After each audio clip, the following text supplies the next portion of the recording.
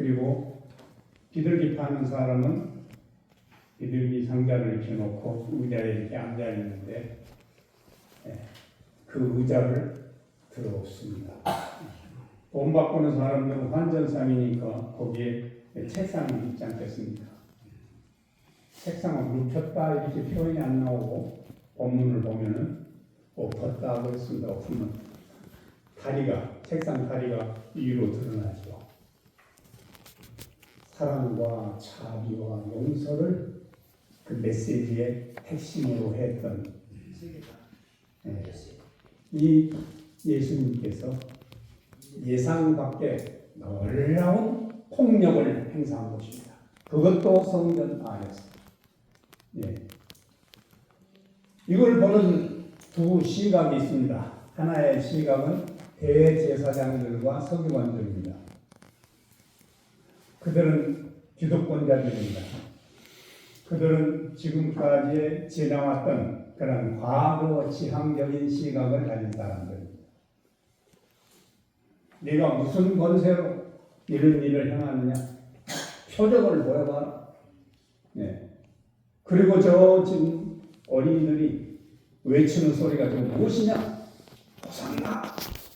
호산나라는 말이 구약에서는 구원하소서, 우리를 구원하소서 이런 뜻이지만 신약에 와서는 찬송을 하는 그런 찬미 속에 이제 흡수되기도 합니다. 구약적으로 해석을 한다면 우리를 구원하소서 다윗의 자손이여, 구원은 재물을 바쳐야 그래야 구원받는 건데, 아니 재물은 다 해체해버리고 어린이들이 호산나 이렇게 찬양을 하는데 저게 말이 되는 소리냐? 그래서 대제사장들과 서기관들이 예수께 도전을 합니다. 두 번째 시각은 예수님의 시각입니다. 예수님이 보는 그 자신이 행했던 행위나 그 봤던 그 광경은 기득권자 대제사장들과 서기관들의 포인트 오브 뷰와는 전혀 다릅니다. 어린이들이 찬양을 하느냐, 호산나를 외치느냐, 1000년 전의 시를 인용을 합니다. 1000년 전에 다윗이 썼던 시 문구를 인용을 합니다. 시편 8편 2절이죠. 젖먹는 아이도 찬양을 하게 된다. 그런데 그걸 우리가 금할 수가 없다. 왜냐? 미래 세대의 새로운 물결, 미래 세대의 새로운 액션은 기성세대인 우리가 어쩔 수 없다는 것입니다. 그렇게 말씀을 하시고 또 표적을 거기에 보여주시고, 요한복음 2장에서 이 기사는 조금 다릅니다. 이 성전을 헐어버리라. 3일 만에 내가 다시 세우겠다. 이렇게 나옵니다. 그것은 바로 십자가 속죄 사건, 그리고 죽음에서 부활하신 후 3일 만에 부활하심으로 예수님, 부활하신 예수님이 성전이 되신 것이죠. 자, 이 사건 이후의 역사는 어떻게 흘러가고 역사가는 어떻게 기록을 했는가?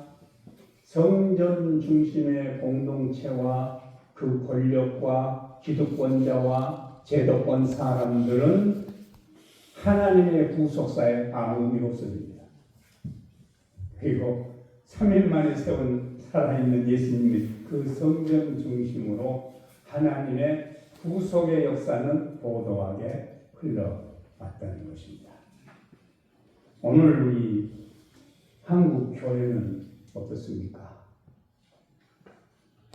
140년 동안 한국에 복음이 들어와서 그동안 굳어져 있던 것들은 한국 교회가 만든 제도 속에 한국 교회 지도자들이 형성해 놓은 그러한 제도권 속에 머물러 있습니다.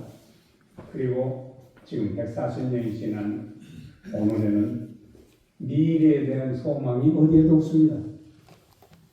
우선 미래 세대에 대한 자안과 방향과 비전이 없습니다.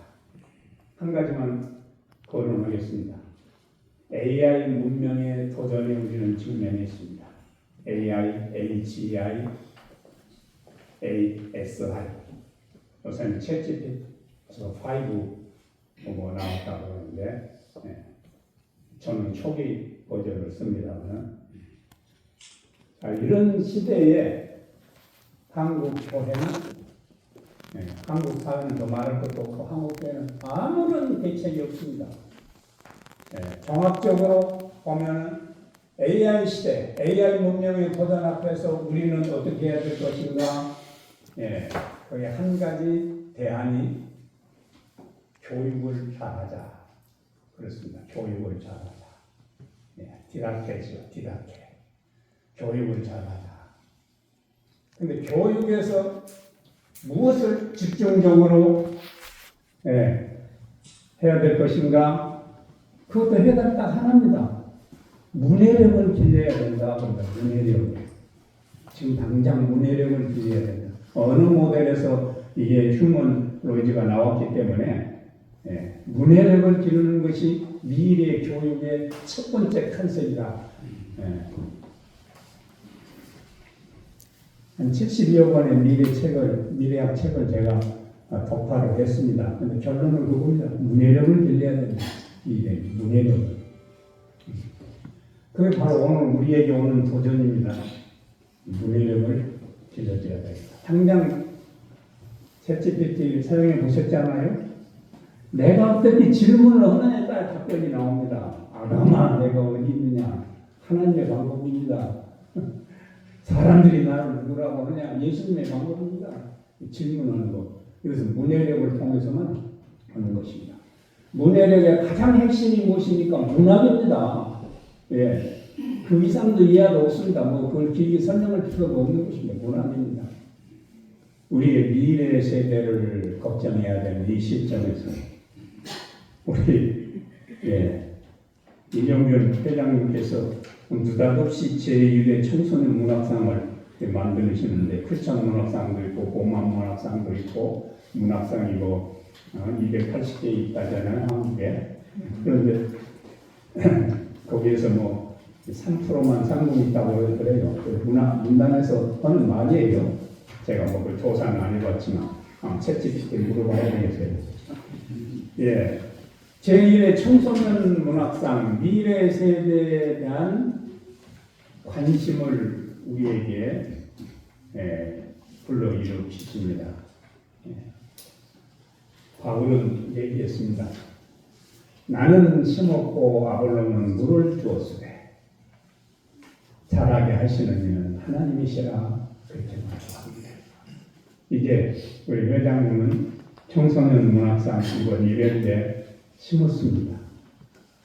우리는 아볼로처럼 물을 줘야 되고 그래서 갖고 나가야 되겠습니다.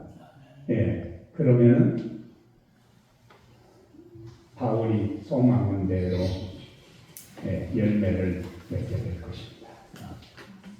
사랑과 실학과 화평과 인내와 자비와 양상과 충성과 온유와 절제의 열매를 바라보면서 열심히 갖고 나가는 회원님 여러분들이 되시기를 주님의 이름으로 축원합니다. 아멘.